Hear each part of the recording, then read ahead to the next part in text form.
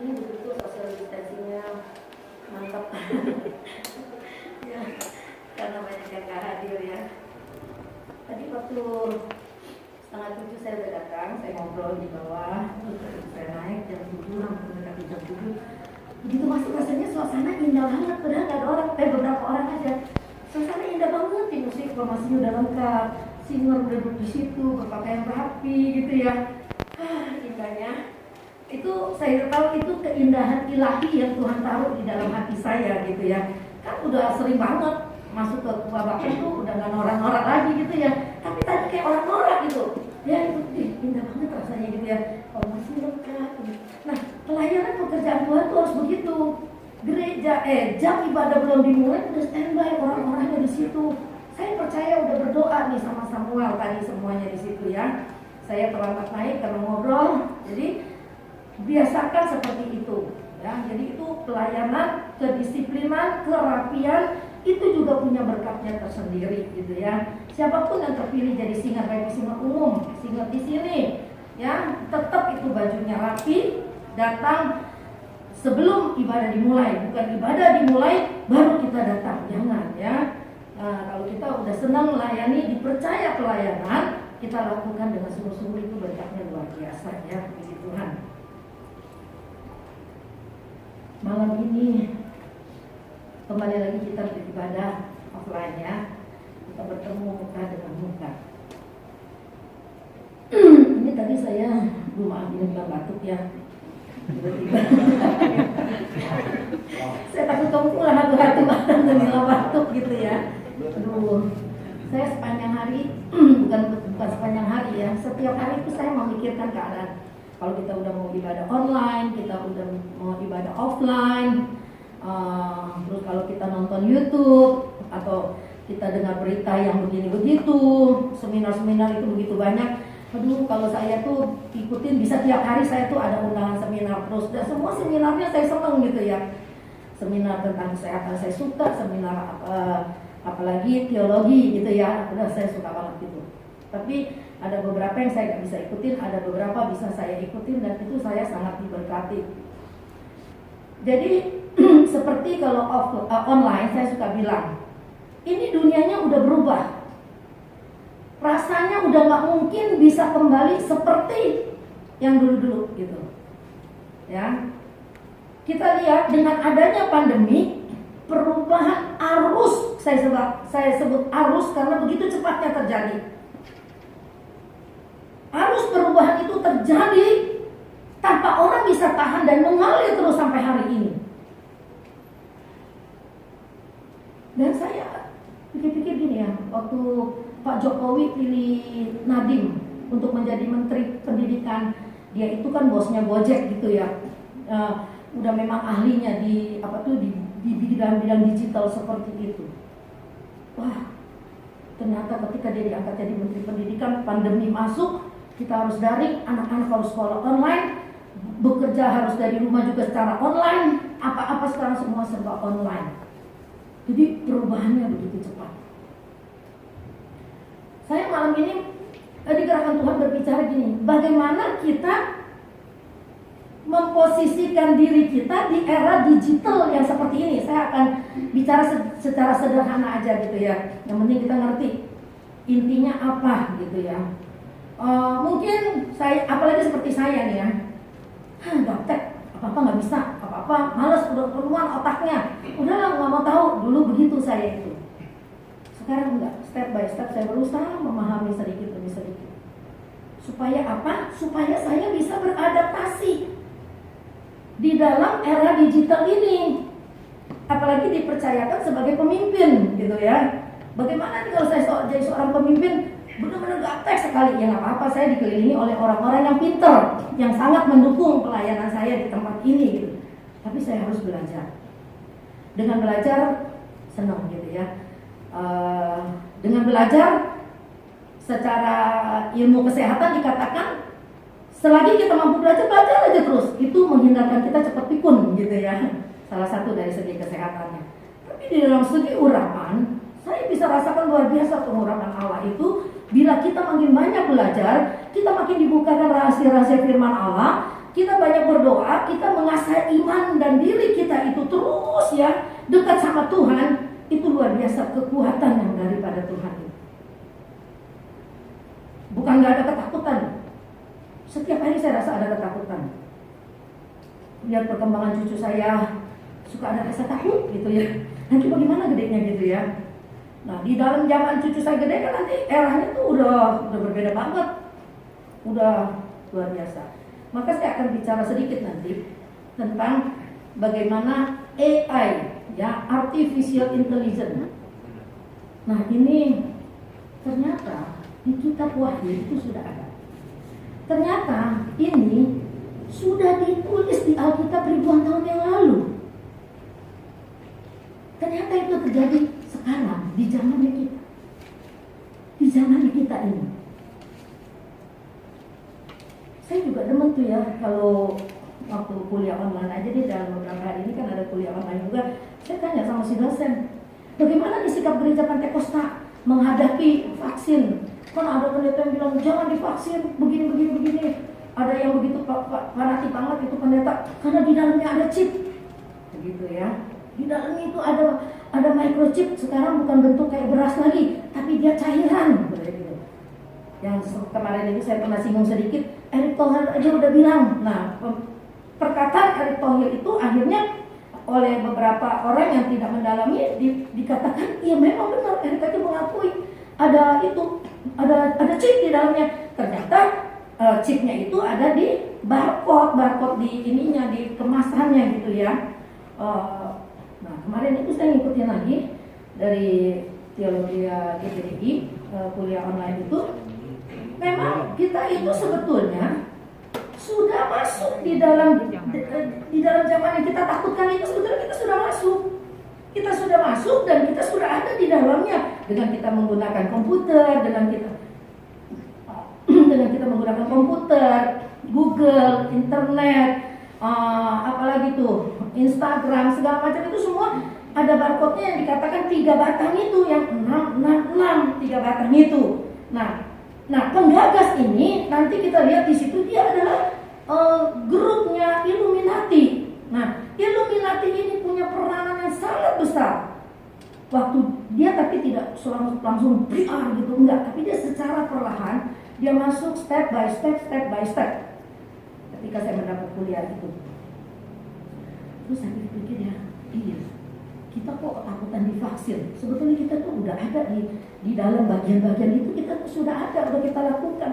Ketika kita menggunakan GoPay, Shopee, kita gunakan apa lagi tuh, alat-alat transaksi yang digital, kita udah ada di dalam programnya Illuminati itu. Dulu kita langsung digebrak begini, jangan beli fix paper itu produksinya Illuminati, nanti kita berarti mendukung dia.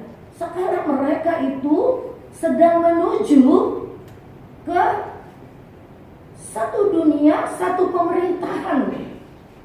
Arahnya ke situ. Makanya saya senang belajar itu dan saya senang membagikan itu kepada kalian supaya kita ngerti. Ketika kita ngerti, terus kita tahu nih bagaimana aku memposisikan diriku. Apakah aku ketakutan, aku mengucilkan diri, aku tinggal di ujung dunia yang gak ada pengaruh-pengaruh begitu? Enggak juga, gitu ya. Nah, dengan keadaan kita mengerti itu, jadi kita tahu, oh iya, saya menggunakan ini dalam batas ini, saya menggunakan ini dalam batas yang ini. Jadi kita tuh tidak terjerumus, karena kan secara perlahan-lahan kita akan dijebak. Nanti ada beberapa. Ada banyak gambar-gambarnya, tapi saya kirim ke Semi tadi hanya beberapa saja. Kita baca dulu ayatnya.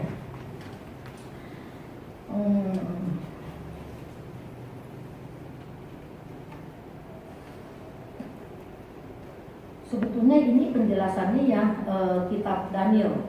Tapi kan malam ini kita baru pembukaan, kita nggak boleh lama-lama. Mimpinya Daniel 7. Terus nanti kita akan belajar tentang patung Nebukadnezar itu, bagian-bagiannya itu, terus dikinikan kepada negara-negara di dunia ini, ya. Terus digandeng lagi dengan kitab Wahyu, itu memang semua berbicara akhir zaman, tapi saya tidak bicara terlalu dalam, saya cuma mengambil apa yang Alkitab katakan, dan itu ada sekarang ini. udah mulai nampak gitu ya. Jadi terus kita langsung nanti bertanya, antikris ini sekarang ya? Belum. Antikris belum mendeklarasikan dirinya. Ketika dia udah mendeklarasikan dirinya, mungkin kita udah mati gitu ya, kita udah gak ada lagi generasi selanjutnya. Terus kita berdosa kan nih? Kalau kita pakai GoPay, kita udah ikut vaksin, ya. Berdasarkan dosen dari GPD itu bilang, kalau sekarang ini antikris belum mendeklarasikan dirinya bahwa pemerintahan itu ada di tangan dia gitu ya. Nah, itu kita masih aman-aman. Tapi nanti yang hidup menjadi tidak aman karena mereka akan dikuasai dan dicengkeram oleh antikris itu. Dimana kita harus mengikuti mereka. Makanya mereka pakai tanda di dahi dan di jidat. Di dahi jidat sama ya. Di dahi dan di tangan. Karena dia mengikuti cara kerja Allah. Waktu Allah berikan kepada bangsa Israel, Shema, dengarlah hai orang Israel, Tuhan itu Esa, Tuhan itu Ehad, Tuhan itu satu. Kasihilah Tuhan Allahmu dengan segenap hatimu, ya, dengan segenap jiwamu, dengan segenap kekuatanmu, dan ajarkanlah itu berulang-ulang kepada anak-anakmu di waktu engkau bangun, di waktu engkau duduk, di waktu engkau tidur, di waktu engkau berjalan, dimanapun engkau berada. Jadi tanda itu ditaruh di jidat dan di dahi, di jidat dan di tangan, keliru, supaya kita terus memikirkan. Waktu itu Allah memberikan arahan supaya bangsa Israel terus memikirkan apa yang Tuhan ajarkan, apa yang Tuhan perintahkan, apa yang Tuhan mau. Kira-kira ayatnya apa tuh? Kurang jelas ya? Ulangan 6. Bisa di-zoom nggak? Ya, itu Ulangan 6 ayat 4. Yuk baca yuk. Kalau yang nggak hafal jadi biar baca. Terus itu Semi tolong dong di zoom yang orang lagi baca Alkitab. Enggak, yang tangannya begini. Itu lihat dah, di kepala di tengahnya tuh kan ada tanda itu tuh tanda di dahi itu seperti itu. Terus tuh tangannya tuh itu tanda di punggung tangannya itu seperti itu gitu ya. Di sini ada tulisan Shema. Nah, itu yang sebelah kanan ya. Mereka diberikan tanda begitu, kepalanya semua pakai begini, tanda begini. Shema Israel. Shema itu artinya dengarkanlah Israel. Bahasa Ibrani-nya, kalau perjanjian lama bahasa Ibrani, perjanjian baru bahasa Yunani. Mari kita berdiri, kita baca Ulangan 4. Ulangan 6, maaf. Kita baca sampai ayat yang ke-9. Sama-sama aja. 2, 3. Dengarlah hai orang Israel, Tuhan itu Allah kita, Tuhan itu Esa. Kasihilah Tuhan Allahmu dengan segenap hatimu, dengan segenap jiwamu, dan dengan segenap kekuatanmu. Apa yang diperintahkan kepadamu pada hari ini haruslah engkau perhatikan. haruslah engkau mengajarkan berulang-ulang kepada anakmu dan mengajarkannya apabila engkau sedang dalam perjalanan, apabila engkau berbalik, dan apabila engkau bangun, haruslah juga engkau mengingatkan dan haruslah itu menjadi lambang bidang-bidangmu, dan haruslah engkau menuliskannya pada tiang pintu rumahmu dan pada pintu rumahmu. Kalau bisa silakan duduk. Kalau bisa, kalau lagi baca kita nimbangin kiri kanan gitu ya. Jangan, aduh gue ada perbacanya begini kerut gitu ya, jangan. Jadi kadang-kadang nggak jelas gitu bacanya apa ya. Ini ayat ini ya, ayat ini sangat indah. Seringkali dipakai di dalam seminar-seminar gitu ya. Seminar parenting juga kadang-kadang dipakai ayat ini untuk membekali orang tua bagaimana kita mendidik anak-anak kita. Memang anak-anak sekarang nggak gampang diarahkan. Tapi minimal kita terus beritakan firman Tuhan, ya, terus aja masukin firman Tuhan. Sebab nanti kalau udah gede, itu pilihan ada di tangan dia, ya, pilihan ada di tangan dia. Coba saya keluarin lagi gambarnya Chan. Nah, ini kita bicara AI, artificial intelligence. Jadi kecerdasan yang buatan gitu ya, atau kayak kita artificial bunga plastik gitu, artificial flower gitu ya. Nah, sebelum kita bicara AI ini, kita lihat dulu ini yang ini namanya Sophia. Dia robot. Ada satu gambarnya, ini robot ini waktu dia di PBB, dia berdialog dengan orang-orang pintar di PBB itu. Ada satu gambar lagi yang pertama. Nah, ini dia. Ini Sophia, ini robot cerdas dengan status kewarganegaraan pertama di dunia. 17 Oktober 2017. Dia warga negara Arab. Aneh kan? Dia robot yang diciptakan sangat cerdas sekali. Dia bisa menjawab orang-orang yang pertanyaan-pertanyaan orang-orang pintar peraih hadiah Nobel. Dia bisa jawab semuanya. Dia kenapa bisa menjadi warga negara Arab? Ketika itu dipromosikan, siapa yang berani bayar tertinggi boleh bawa pulang ini robot, orang Arab langsung beli. Dia yang pertama beli dan dengan harga yang sangat tinggi. Karena orang Arab lihat ini pintar banget robot ini, akhirnya dia bikinin paspor dan dia menjadi bangsa Arab. Jadi si Sophia ini warga negara Arab berdasarkan paspornya dia. Padahal dia mah buatan mana, Rusia apa Amerika, saya juga lupa ada buatan mana gitu ya, tapi bukan buatan Arab gitu ya. Nah, terus gambar selanjutnya nih. Saking cerdasnya dia, terus ada pertanyaan, mungkinkah kecerdasan buatan jadi Tuhan baru di masa depan?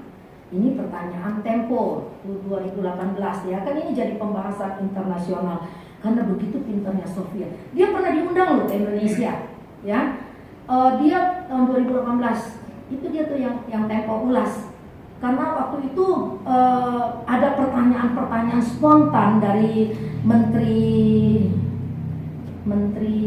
informasi ya, Menteri informasi itu menteri apa ya, saya jadi lupa ya, Rudi Menko. Oh iya, Menko gitu ya. Nah, dia tanya langsung, ini bisa jawab tuh, sampai orang terkagum-kagum. Nah, sekarang kita baca Wahyu 13 dulu nih. Ini gambarnya tetap ya, Sam. Kita baca Wahyu 13. Kita baca di dalam Wahyu 13.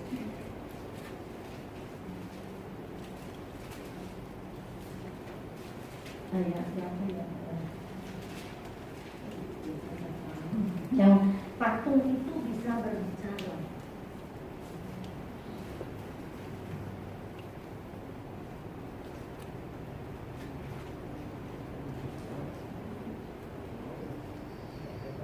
Ayat berapa?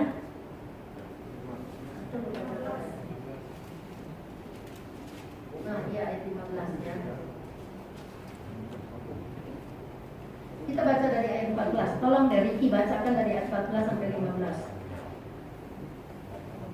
Wahyu 13 ayat 14. Dia menyesatkan mereka yang diam di bumi dengan tanda-tanda yang telah diberikan kepadanya untuk dilakukannya di depan mata binatang itu. Dan dia menyuruh mereka yang diam di bumi supaya mereka mendirikan patung untuk menghormati binatang yang luka oleh pedang, namun yang tetap hidup itu. Ayat 15. Dan kepadanya diberikan kuasa untuk memberikan nyawa kepada patung binatang itu, sehingga patung binatang itu berbicara juga dan bertindak begitu rupa, sehingga semua orang yang tidak menyembah patung binatang itu dibunuh. Iya, tidak sampai di situ ya. Jadi dikinikan patung yang dikatakan bisa berbicara itu dikinikan adalah robot yang nanti akan dibuat. Sampai di Jepang kalau kamu ikutin beritanya, orang kawin dengan robot, orang Jepang kawin dengan robot, diberkati benar-benar. Ini kan dunianya udah luar biasa ya. Itu kita kalau baca Joe Biden itu presiden Amerika yang sekarang ini, dia sangat rohani gitu. Tapi pendukung di belakang dia adalah LGBT. Makanya dia akan mengerikan juga pemerintahan dia, karena LGBT akan diberikan terus banyak kekuasaan. Aborsi aja sekarang boleh, legal. Makanya dibilang waktu Donald Trump itu, walaupun banyak orang bilang dia bodoh, tapi dia masih ada segi kerohaniannya. Sekolah-sekolah Kristen yang ditutup di zaman Obama dibuka lagi oleh Donald Trump, supaya ada sekolah-sekolah Kristen. LGBT aborsi tidak diberikan kesempatan buat sama dia. Sekarang siapa yang menentang LGBT akan diproses secara hukum. Gereja udah nggak bisa menolak. Nah, kita kembali kepada patung yang bisa berbicara. Sekarang ini robot-robot di Cina, apalagi pembuatan robot. Robot bisa melayani orang dengan begitu sempurna, lebih dari manusia. Nanti akan berkurang orang-orang yang bekerja. Mereka lebih suka pakai robot karena robot lebih cerdas. Di smartphone kita yang kita pakai atau kita cari apa-apa di Google, dia bisa menjawab kita. Kita listening aja, kita bicara langsung keluar itu jawaban. Itu udah artificial intelligence. Ya, itu jadi udah kepandaian yang buatan manusia tapi lebih pintar daripada manusia itu sendiri. Makanya selama sekolah daring saya berpikir, aduh, mama-mama juga begitu. Saya juga bisa terpengaruh. Oh, ini apa sih kok? Kalau saya masih dijelaskan, saya jelaskan. Kalau nggak bisa, coba tanya si Google dah. Tanya si Google. Ya, itu udah ada di dalam situ. Artificial intelligence itu kepandaian, kecerdasan buatan manusia itu sudah ada. Maka nanti manusia akan mentuhankan itu kalau kita tidak aware dari sekarang, kalau kita tidak mempersiapkan diri kita untuk makin dekat sama Tuhan, makin mengerti firman Tuhan. Oh, ini zamannya memang seperti ini. Ini udah mulai digenapin nih sedikit-sedikit. Ini belum antikris. Tapi kita lagi diajar untuk melihat bahwa dunia ini sedang dibawa menuju kepada kesana. Tanda-tandanya apa? Udah kelihatan cara-caranya mereka. WHO itu terus gambar yang lain. Nih gedung parlemen Uni Eropa, ya, kursi parlemennya 666. Ini gedung parlemen Illuminati. Illuminati adalah gerakan rahasia yang apa tuh bacakan? Yang mau menguasai dunia. Dia punya moto pemegang cahaya. Hebat ya? Pemegang cahaya.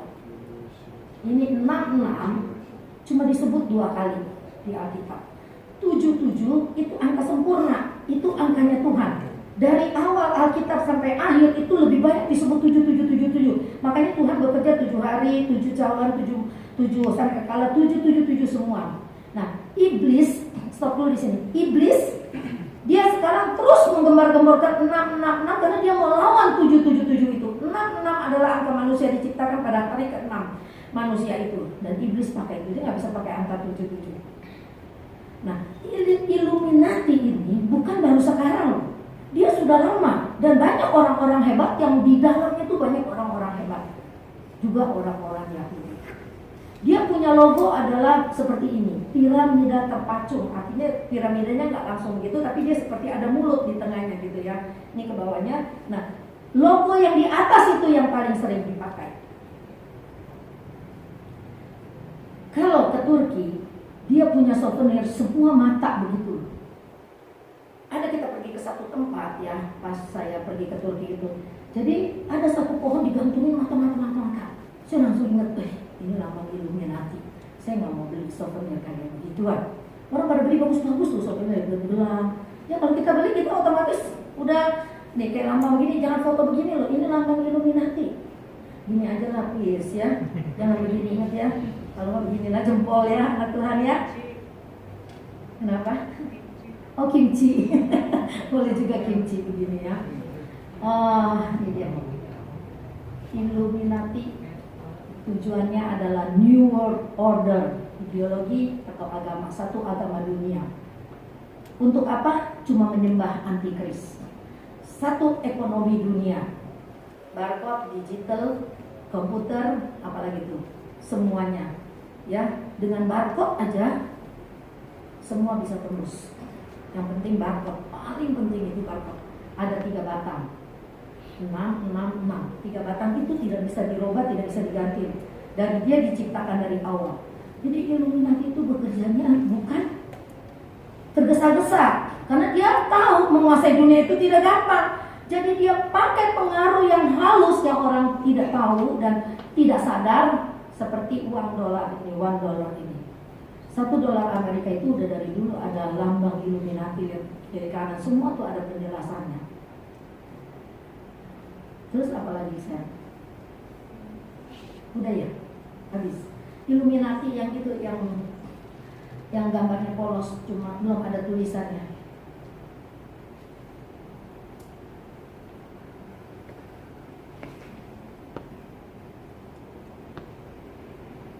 Ya. Satu lagi, yang atasnya orang berdiri, bawahnya orang lagi pada nunduk begitu.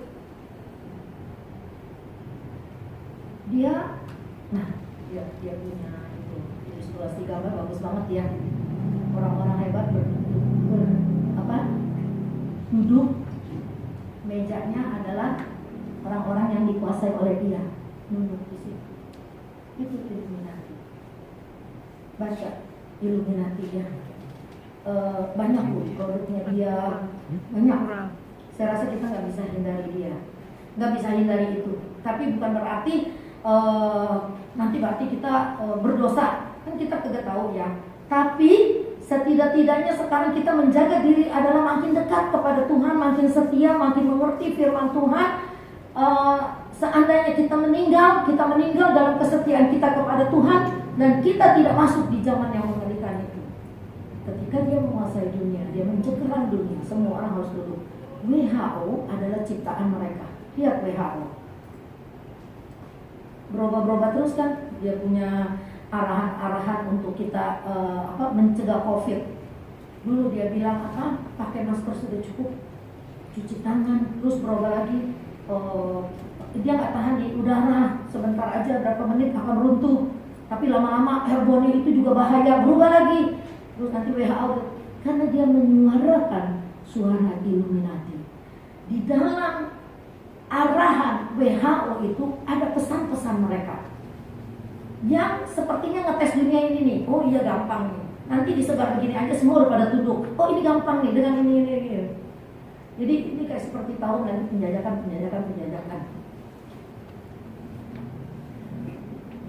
Kita nggak usah takut. Saya memang harus dengan ini, dan saya sepertinya juga harus bagikan ini kepada saudara, bahwa kita hidup di zaman yang seperti ini. Seperti saya kan 70 tahun, sekarang saya udah 62 menjelang 62. Wah, kalau kata Musa, Firman Tuhan bilang 70 tahun habis, game over. Masih 3 berapa tahun itu ya? 70 kurang 8 tahun, cepet banget. Sedangkan saya bilang, saya kan dikirimin Dewi Soekarno kan ada di Indonesia ya, dia ulang tahun 81 tahun, diundang oleh orang kaya, dia masih bisa dansa pakai sepatunya segini 15 cm ada lagi, dia masih gitu-gitu bisa. Aduh Tuhan, 80 tahun kalau saya bisa melayani Tuhan dengan masih segar seperti itu, wah puji Tuhan lah ya. Jadi sekarang adalah kita bagaimana kita mentaati firman Allah, jangan terpengaruh kiri kanan. Udah jangan ke gereja, udah pandemi nggak usah. Maka itu gereja online itu seringkali kalau lagi online itu saya bilang, ketika kamu ibadah nyalakan, kamu punya kamera, jangan ditutup. Karena kalau ditutup kamu akan wirawiri, kamu hanya jadi penonton ibadah, tapi bukan yang beribadah. Tapi kalau kita duduk diam, kita dengarkan, waktu diajak nyanyi, kita nyanyi, tepuk tangan, walaupun di rumah sendirian. Tapi Roh Tuhan itu ada, Dia itu omnipresent. Ketika Tuhan berjumpa dengan perempuan Samaria di Yohanes 4, kalau kita baca ya, perempuan Samaria ketika berjumpa dengan Tuhan, dia tidak pernah menyangka dia akan berjumpa dengan Tuhan. Tapi bukan di suatu perkumpulan atau persekutuan. Jadi Tuhan itu, kita di dalam era digital ini, maksud saya, jangan kita terpaku hadirat Tuhan cuma ada di dalam gereja. Sekarang hadirat Tuhan harus ada di rumah tangga kita masing-masing. Amin. Kalau kita terpaku hanya di gereja saja, kasihan loh kalau kamu nggak ke gereja, berarti hadirat Tuhan itu nggak ada di rumahmu. Maka ketika ibadah offline, duduk, dengarkan sampai selesai. Tidak makan. Kalau haus minum oke lah. Kalau kami sambil makan, kita ngeliatin anak benar, kami makannya, kita serius dengan Tuhan. Kalau kuliah online tuh ada begitu tuh, hamba Tuhan tuh, udah pengen saya bilangin aja, Pak, jangan makan Pak, gitu ya. Jangan, jadi kita tuh benar-benar memposisi diri kita tuh ibadah. Kita bukan lagi menonton ibadah, tapi kita ibadah. Kita merasakan puasa ibadah itu. Itu yang saya mau. Bukan nonton. Kalau nonton ibadah mah kamu bisa aja kapan sampai di kamar mandi kamu pun kamu bisa nonton. Tapi yang saya mau bukan seperti itu, yaitu duduk merasakan ibadah itu seperti kamu di gereja. Tapi ibadah itu ada di rumahmu. Hadirat Tuhan bukan di gereja, tapi ada di rumahmu, di rumahku. Itu. Jadi saya biar nyanyi suara sendiri ya, suaranya pas-pasan ya. Tapi saya rasakan hadirat Tuhan loh. Saya rasakan hadirat Tuhan. Malam ini kita hanya sebegini, nggak apa-apa. Tadi puji-pujian juga indah. Saya tahu karena kita bersahati, roh Tuhan ada di situ. Itu yang penting, roh Tuhan ada di ibadah kita. Bukan jumlah yang banyak terus kita hanya ketemu hai, bukan. Tapi ibadah Tuhan ada di tengah-tengah kita. Kita rasakan jamahan Dia, kita rasakan kuasa Dia, kuasa firman, kuasa ibadah itu harus kita rasakan. Itu yang harus kita jaga. Maka antikris Illuminati mau berkuasa, kita punya prinsip standar kita kuat. Kita udah pasang kuda-kuda melalui firman Allah.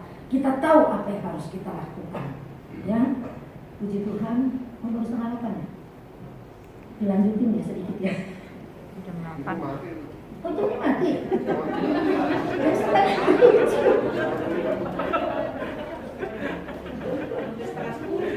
Untung Samuel Mbak jawabnya cepet, kalau nggak nanti lanjut terus ya. Karena baru 6:30 ya. Jadi bulan malam gitu ya. Puji Tuhan, kita jangan menyalahi protokol yang sudah ditetapkan oleh pemerintah setempat. Kita akan akhiri saja. Nanti kita sambung lebih mendetail lagi.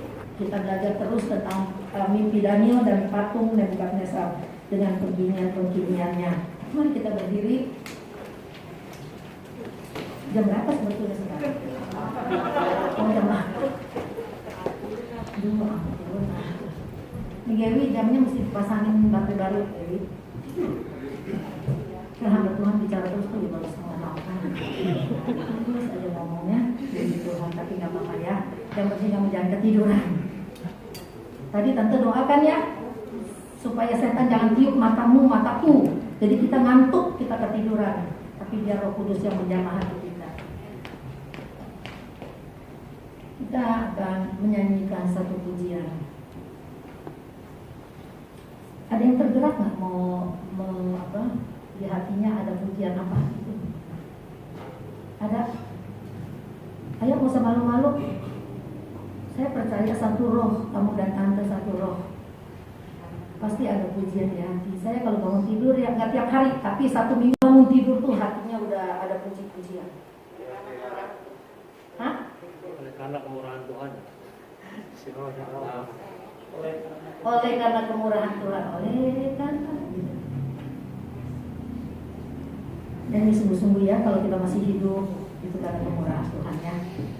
Makanya kalau WhatsApp bunyi jawab ya, kita masih hidup ya. Oleh kemurahan Tuhan ya, jangan diam aja ya.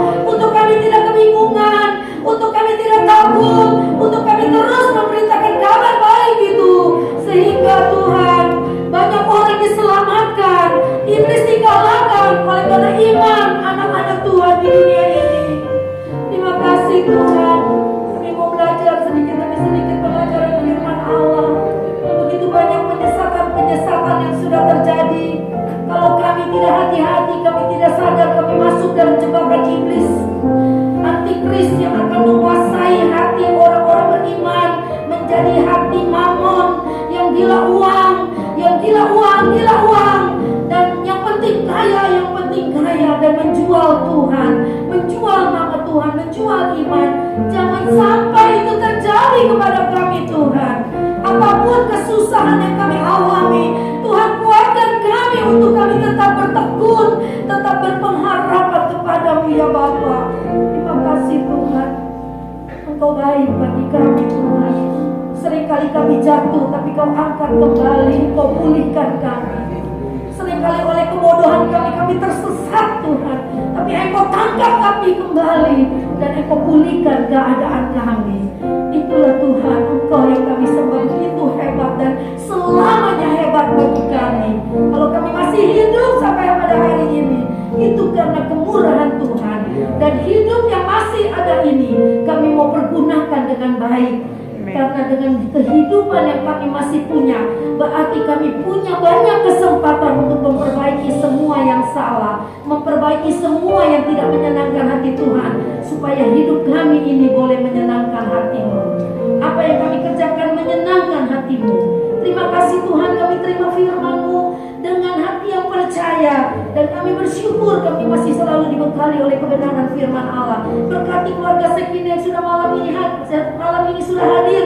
Engkau yang tahu keperluan mereka, Engkau yang mengerti beban apa yang mereka bawa, dan Tuhan yang mengangkat semuanya, Tuhan yang mencukupkan apa yang kami perlukan, Tuhan yang menghibur ketika hati kami sedih, Tuhan yang membuka jalan ketika kami kebingungan. Tuhanlah penolong kami satu-satunya. Terima kasih Tuhan. Berkati yang sudah melayani, Bapak Yosef, singer, musik, dan semua yang sudah ambil bagian Tuhan. Engkau berkati apapun yang kami layani, berkatnya sama, yaitu kami menyenangkan hati Tuhan. Terima kasih Tuhan. Kami mau berdoa buat Erin Tuhan, papa mamanya yang semakin dipulihkan keadaannya. Kami serahkan keluarga ini dalam tangan-Mu ya Bapa. Kami tahu ada rencana yang indah buat keluarga Erin Tuhan. Kami serahkan nanti PCR kedua hari Sabtu berjalan dengan baik, dan Erin sekeluarga sudah negatif. Kami imani itu Tuhan, karena jamahan-Mu sudah terjadi, kesembuhan sudah ada Tuhan. Mujizat dinyatakan. Dipercaya Papa Erin boleh dijamah oleh Tuhan hatinya untuk percaya kepada Tuhan Yesus Kristus. Rencana pernikahan Leo dengan Erin pada bulan Maret kami serahkan dalam tangan-Mu. Engkau berkati dan kuduskan rencana pernikahan ini, supaya semua boleh terjadi oleh karena kemurahan Tuhan. Kami bawa rencana pernikahan Chris dan Putri tanggal 28 Februari. Pemberkatan akan diadakan juga Tuhan 8 Maret resepsinya. Kami serahkan semua dalam tangan Tuhan. Biarlah Tuhan Chris dan Putri yang semakin setia kepada Tuhan akan diberkati dengan berlimpah-limpah di dalam pernikahannya, sehingga Chris dan Putri menjadi pasangan yang berbahagia. Berikan kesehatan buat Putri dan Chris di dalam menantikan tanggal 28 Februari sampai tanggal 8 Maret, supaya mereka menjaga kesehatan dengan baik, supaya mereka mengikuti protokol kesehatan, supaya apa yang sudah direncanakan itu Tuhan kuduskan dan semua boleh terjadi oleh karena kehendak Tuhan. Terima kasih Tuhan. Kami berdoa buat hari Sabtu ini, pemberkatan Yos dan Widi juga Tuhan berkati, Tuhan yang beracara, Tuhan yang memberikan kebahagiaan itu buat Yos dan Widi. Hari Sabtu 27 Februari pernikahan Asep dan Agnes juga kami serahkan dalam tangan-Mu ya Bapa. Kami percaya apa yang kami minta kepada Tuhan, kalau kami minta dengan sungguh-sungguh dengan hati yang tulus, kami percaya Tuhan akan mendengar dan memberkati keluarga-keluarga yang akan menikahkan anaknya Bapa.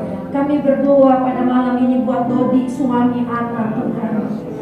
Dokter katakan jantungnya melebar, robeknya Tuhan. Secara manusia Tuhan, kami takut dengan keadaan ini. Terlebih lagi Anna sebagai istri Tuhan, mendampingi suaminya.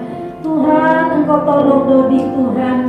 Engkau tolong kuatkan dia. Dokter punya rencana akan mengoperasi jantungnya Tuhan. Setelah keadaannya stabil, kiranya Tuhan tolong, biar semua kehendak Tuhan yang terjadi Bapa. Engkau yang mengerti seberapa tinggi iman Dodi kepada-Mu ya Tuhan. Biarlah melalui kesakitan ini Dodi semakin dekat kepada Tuhan. Dia boleh kembali setia kepada Tuhan. Kami serahkan kepada Tuhan, Engkau yang jadi pembela bagi anak, Engkau yang jadi pelindung anak dan anak-anaknya Tuhan, Engkau yang mencukupi kebutuhan keluarganya Bapa, Engkau yang memberikan kesehatan buat anak sehingga dia boleh bekerja dan dia boleh menafkahi keluarganya. Terima kasih Tuhan, sungguh seorang penolong yang sepadan yang Allah berikan di dalam keluarganya. Terima kasih Bapa. Kami berdoa buat Bernika yang ada di Siantar. Hari Jumat dia akan kembali ke Tangerang Tuhan. Tanggal 15 Februari Tuhan sudah memanggil papanya kembali kepadamu ya Bapa. Kami percaya Engkau sudah menghibur dan menguatkan keluarga besar Bernika. Ibunya dan adik-adiknya semua sudah dikuatkan Tuhan. Kami serahkan perjalanan pulang Bernika ke Tangerang dengan selamat dan juga dijauhkan dari segala virus COVID. Tutup bungkus dengan kuasa darah-Mu yang suci sehingga Bernika boleh berkumpul lagi dengan suami dan anak-anaknya dalam keadaan yang sehat. Kami berdoa buat Leo, anaknya Yati Pusrini Tuhan, yang matanya sangat sensitif sekali, seringkali mengalami gangguan. Kami berdoa di dalam nama Yesus Kristus, Tuhan jaga mata Leo, supaya mata yang sensitif itu disembuhkan oleh kuasa darah Yesus. Terima kasih Tuhan, Engkau yang mengerti keadaan Yati Pusrini dan Oki, dan Engkau juga yang membela keluarga ini untuk tetap setia kepada Tuhan. Terima kasih Tuhan, kami serahkan keluarga Setina semua dalam tangan-Mu, yang tidak datang maupun yang datang malam ini. Kami ada dalam pengawasan-Mu ya Tuhan. Sepanjang tahun 2021 kami tidak tahu apa yang akan terjadi. Tapi kalau kami ada dalam pengawasan-Mu Tuhan, kami tahu kuasa darah-Mu melingkupi kami. Terima kasih Bapa di surga. Di dalam nama Yesus Kristus kami akan menjalankan persembahan yang kedua. Tuhan berkati. Terima kasih Tuhan. Haleluya. Amin. Yang menjalankan persembahan